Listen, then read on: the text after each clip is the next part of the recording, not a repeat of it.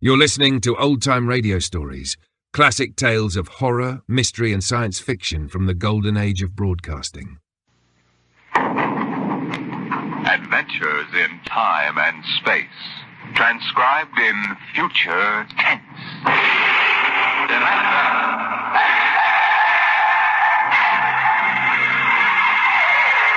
On stage tonight, Dimension X.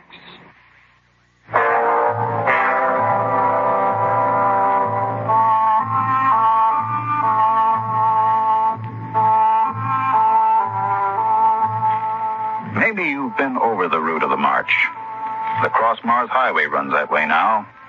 From the Calmac Canal on the equator, north to the Highlands, with a water station every 20 miles and a radar pickup and towing service running 24 hours a day.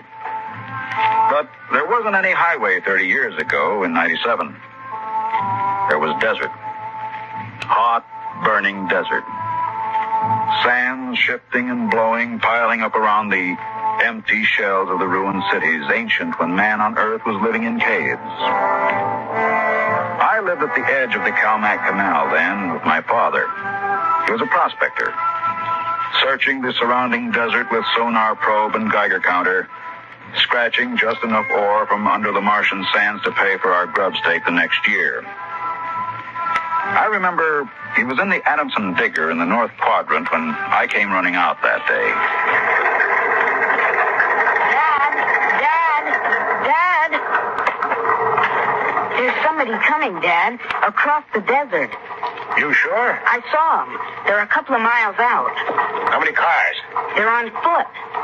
On foot across the desert? Honest, Dad, I saw them. You sure it wasn't a light reflection off the canal? No, it was dark against the sand. I don't like that. You run back and get the rifles out. I've got to pull the digger into the shed. Is there going to be fighting, Dad? I don't know. Got a whole year's ore piled out back in the bins. Ain't gonna lose it to no claim jumpers. You get back to the shack and break out those rifles. See that they're loaded, you hear? And jump.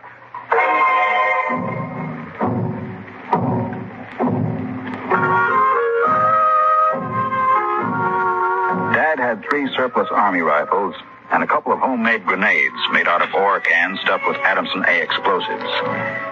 We crouched inside the shack waiting. The shadow of the water tower in the doorway grew longer as the quick Martian dusk settled down over the desert. There they come, Al. There's 2 of them. There's something funny about that second one.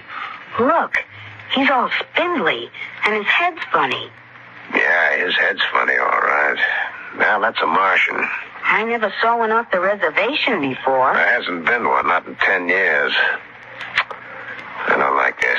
Here they come. Into the door, Now, you remember what I told you. Line up the sights and just squeeze the trigger. Hello! Hello there! Now, Dad? Hello! Wait a minute. What do you want? Water!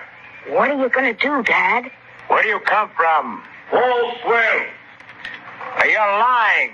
That's 100 miles across the desert. I know. That's where I came from. My tank is empty. I need water. Well, drop your gear and come up here slow. Tell that Martian to stay where he is.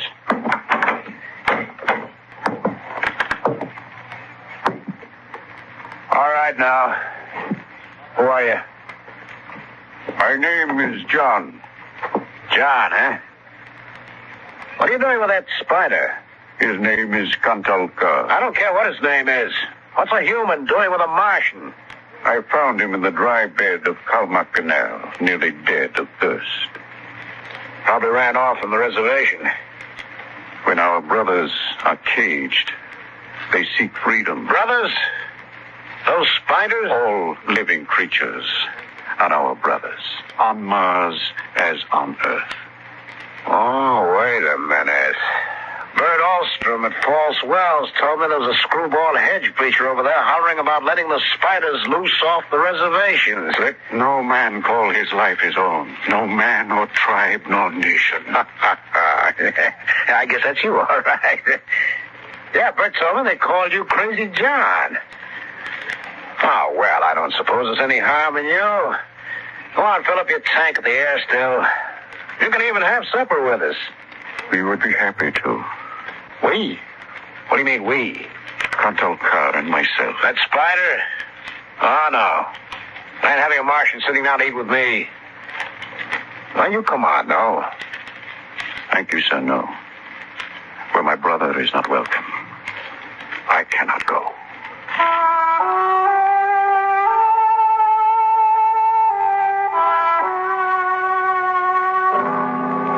The old man filled his tank at the air still tower, and the Martian went through the ash pile for half-burned fuel brick. When we went in the house for supper, I could see them silhouetted against the fire. The old man with his wild hair and beard, and the thin, spidery arms and legs of the Martian. Dad, What now? were the Martians always on the reservation? Since the Outpost 3 massacre, they have been. What was that? Back before you were born, they lived wild in the mountains up north. Were they fierce? First enough. There's only one place for them spiders. Behind wire. Yeah, it sure is. Out in the dooryard, the campfire flickered at the base of the water tower. The first of the Martian moons had set. The other wouldn't rise for several hours. I could hear the sandpeepers out in the desert as I stood there.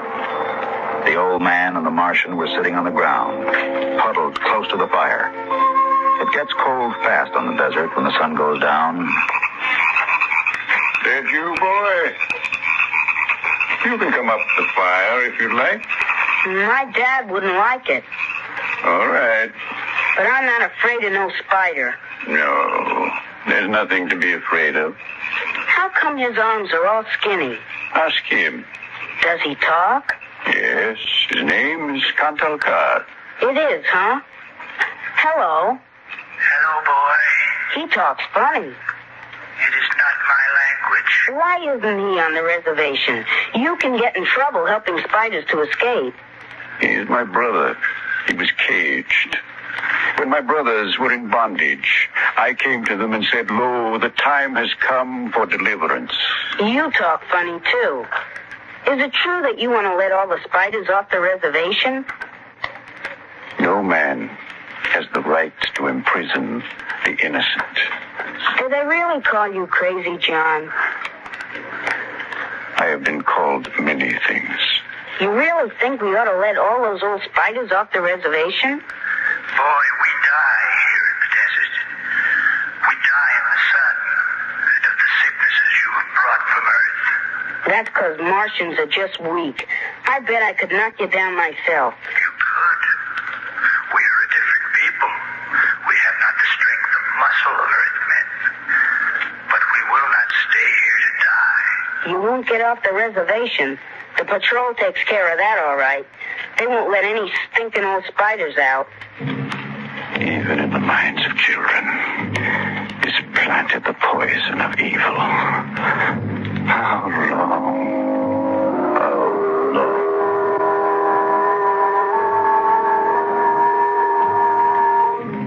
That night through the window, I could see the flicker of the old man's campfire.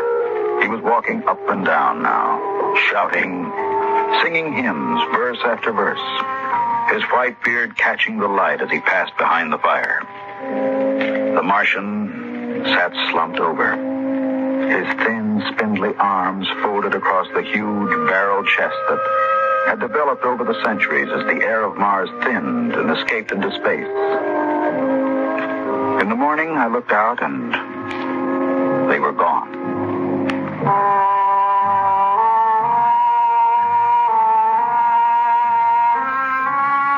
Looking back now, we wonder how they did it. The high voltage wire around the reservation carried a fatal charge. The patrolmen in the tower had 50 caliber machine guns. The desert around the camp was mined heavily. And yet, at dawn, August 7th, 1997, they broke out. I was down at the dried-up canal bed hunting sandpeepers when my father came running after me. Al! Here I am. Come on, back to the house. What's the matter, Dad? Now shut up and run. What is it? Spiders busted loose. Bert Alstrom radioed in. They coming here? They're headed this way. Murdering devils. Did they kill anybody? 6 patrolmen when they busted through the wire. Now get inside. What are you going to do, Dad? Wire a keg of Adamson A across the gate. You get in there and get the guns out. I got the rifles and shoved a full clip in each one. Then I slipped a primer fuse in the homemade grenades and lugged them out on the porch. Dad was running lead wires back to the detonator from a half keg of Adamson A he'd set across the gate. That's set.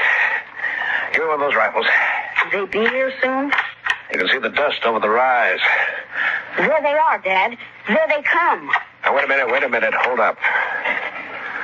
I want to get a good shot. Let them get closer. Dad, that's Crazy John up in front. There. He's taller than the spiders. You can see his beard. Yeah, you're right. The renegade rat. Probably helped him break out of the reservation. Now, listen, Al. If anything happens to me, you light out back to the shed. You can hide out in the empty ore bins till they go away. You got that? All right, Dad. The spider's shouting something, Dad. That's probably a trick. Get down a little, Al. You're in the way. Yeah, I got him clear now. Right in the head. No, up a little now. I got him. Dad, look out. They've got guns. Down, get down. Dad. Get out, Al. Get out to the shed. But, Dad, you're hit. Go on. Those spiders are going to rush. Get going. I can't leave you. Shut up. Get out of here. You hear? Get out there.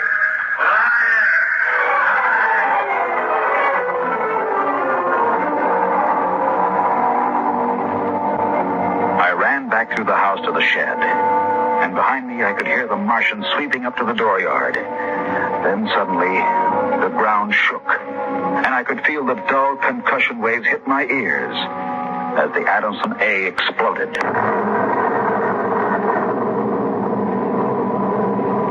I could hear the high whispered screams of the Martians and the rattle of fragments on the metal roof of the shed. I dived into the empty ore bin and slammed the hatch almost shut. I crouched there watching the thin edge of light that filtered through, listening to the brittle tramping of Martian feet on the board floor of our house. The shooting had stopped, and the shouts had died away. I sat there waiting.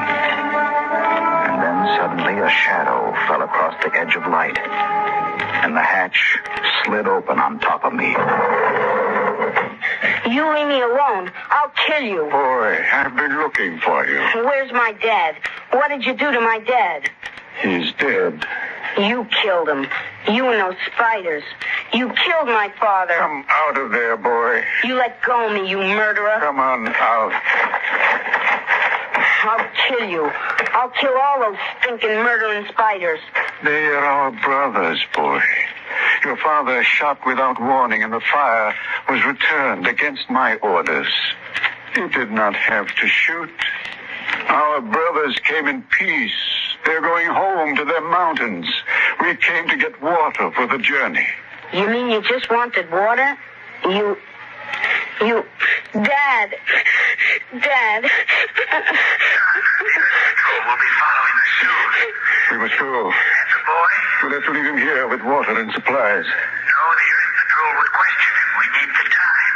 He goes with us. He can't. It's straight across the desert to the mountains. He'll die. John, since the Earthmen came to Mars, the Highlanders have died like the grass in the hot sun. We are going home. One life cannot stop us.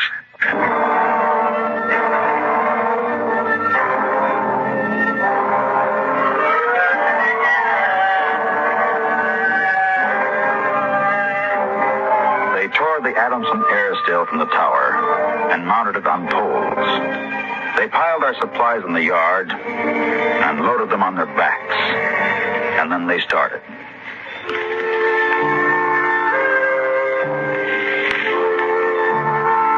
I marched with the old man at the head, and the column stretched out behind us on the desert. Women, children, the sick and the dying, some showing the signs of the diseases that were trivial to the Earthmen, but deadly to the Martians. Chickenpox, German measles, and the bronchial infections that raced through the vast areas of Martian lungs, eating away the tissue till death came in a last spasm of coughing. I turned to look back at our house, but the sun was behind it, blinding red. And the old man pulled me around as he marched, his eyes fixed on the horizon where far to the north rose the cool mountains that were the ancient home of the Highlanders.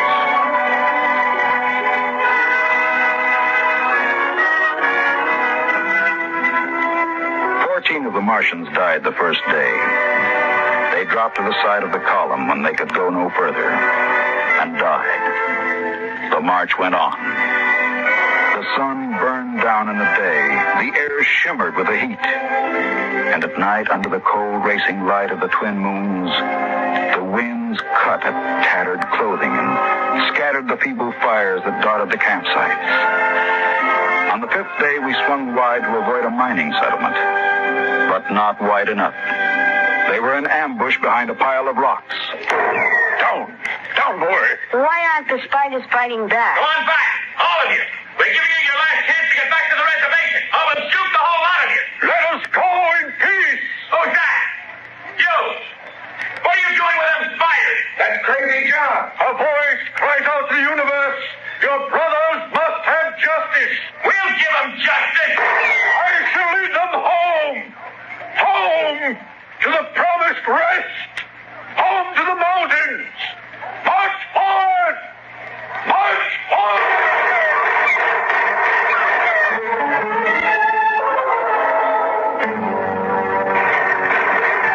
Past the rocks they marched, and the Earthmen fired as fast as they could reload. A Martian would spin and drop as the heavy caliber bullets shook his bones to brittle fragments. But the march went on.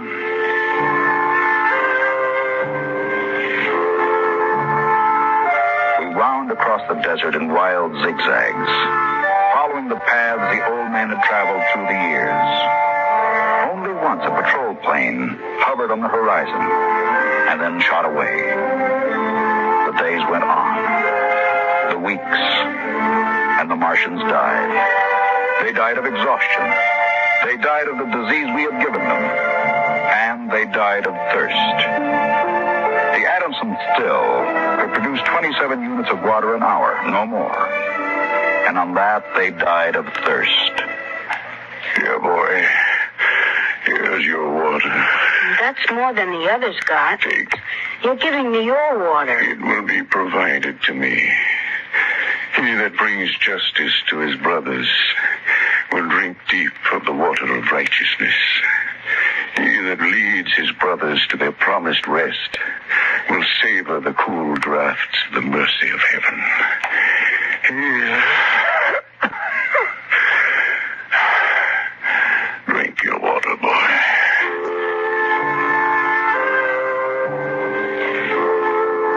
Across the desert, from the Calmac Canal to Fever Dip, past the towering mesas of the Higgins Badlands, across the dry sea bottoms, they marched.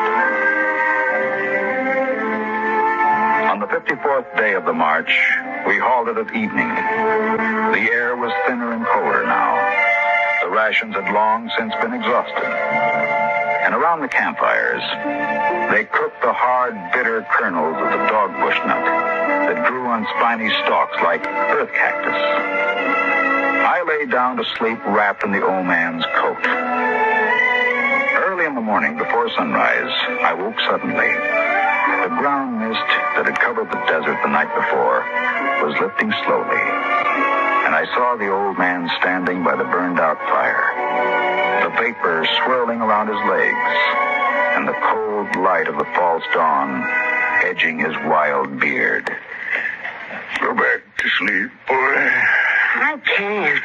The end is near. I've led them through the wilderness, dry-shod across the seas. And before us lie the mountains. over. We're there. I have led them to their home. And I must go back to the desert. You mean alone? Now, even now, I hear a voice in the wind. Carry the message to the men of Earth. Bring to this new world the message of the old. All beings created in the universe are my brothers. And he that harms my brother harms me. Goodbye, boy. You'll be safe now.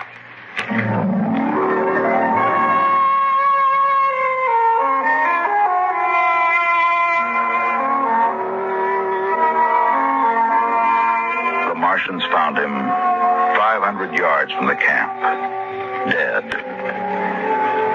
He had given me his water. He had divided his ration among the sick. And yet his gaunt, tall body had lasted till the march was done, till the mountains were in sight.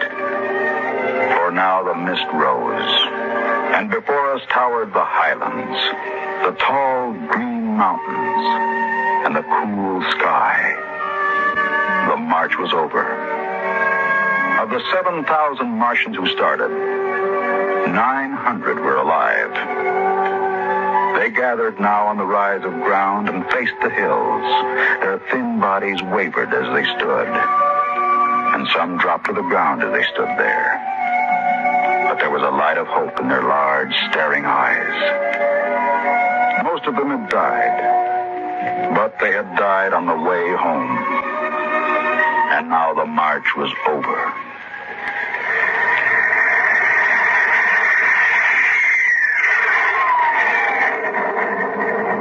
Patrol planes were spotted on the horizon, and within 10 minutes, they had landed.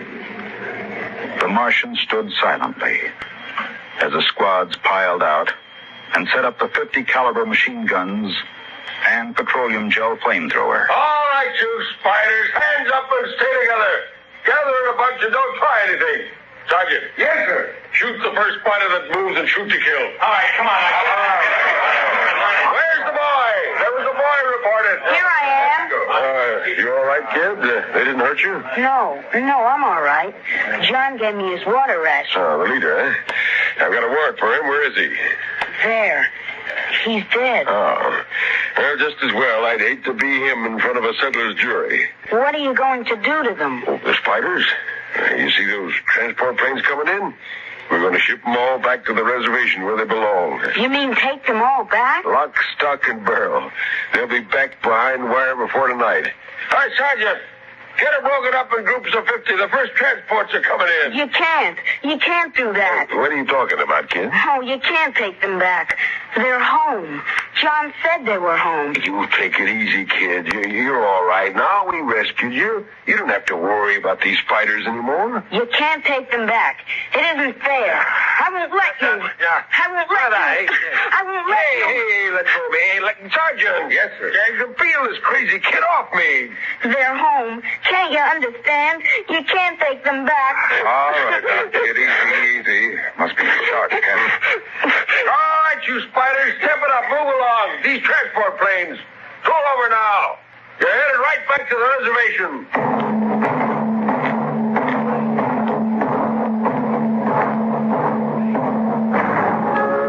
They separated them in groups of 50 and loaded them in the planes. 900 out of 7,000.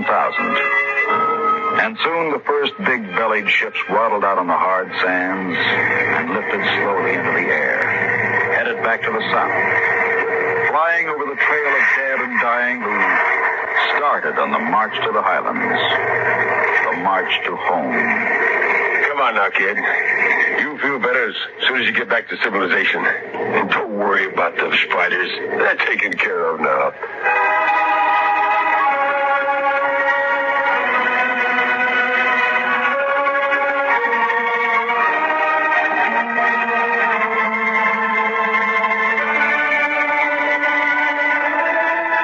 Before the plane took off, I looked once more at the Green Mountains, towering through the mist. And then, just before the motor raced, I saw John. Crazy John. Propped up against a dognut bush where the Martians had placed him. The wind from the south gave the wild hair and beard a rippling life. He faced the hills, the home, and the rest he had promised his brothers as he led them through the wilderness of Mars.